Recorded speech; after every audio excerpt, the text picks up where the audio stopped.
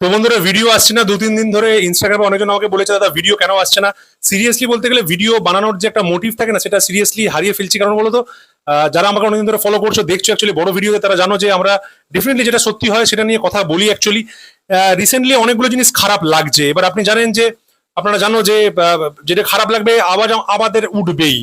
যেমন 10 তারিখে এই লক্ষ্মীর অন্নপূর্ণা ভান্ডার নিয়ে কথা বলার ছিল, সেটা নিয়ে সরকার কোনো পদক্ষেপ নিল না। সরকার বলেছিল কথা বলবে, কথা বললো না। কেন বললো না? মা বোনেদের এই যে হাই হতাশ, এটা কি চোখে পড়ছে না সরকারের? টিএমসির আমলে আওয়াজ উঠেছে, বিজেপির আমলে যদি কাজ না হয় আরো উঠবে। এটা জাস্ট স্টার্টিং হলো। মানুষ কিন্তু বুঝতে পারছে অনেক কিছুই, মানুষ কিন্তু এবার প্রকাশ করতে শুরু করবে। তাই জন্য আমরা এখনো চাই সরকারটা ভালো করে কাজ করুক। সরকারের ডেফিনেটলি পজিটিভ কিছু কাজ করুক। মানে কথা হয়তো আমার জড়িয়ে যাচ্ছে বন্ধুরা, কারণ কি এটা কি বলবো কি ভাববো, অনেক কিছু ব্যাপার। আপনাদের মতামত জানাবেন বন্ধুরা।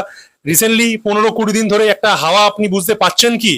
যেটা কমিটমেন্ট দেওয়া হয়েছিল সেটা তো হচ্ছে না। প্লাস বলবে যে টাইম টাইম, হ্যাঁ আমরাই বলেছি যে 6 মাস টাইম দেওয়া উচিত, কিন্তু রিসেন্ট যে প্রতিশ্রুতিগুলো হচ্ছে সেটা তো ফুলফিল হচ্ছে না।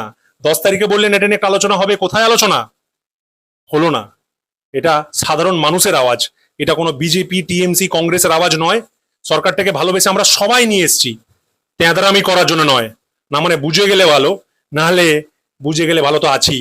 আবার আওয়াজ উঠবে, আবার তেঁদরামি দেখলেই আওয়াজ উঠবে বন্ধুরা। আমাদের অবশ্যই মতামত জানাবেন বন্ধুরা।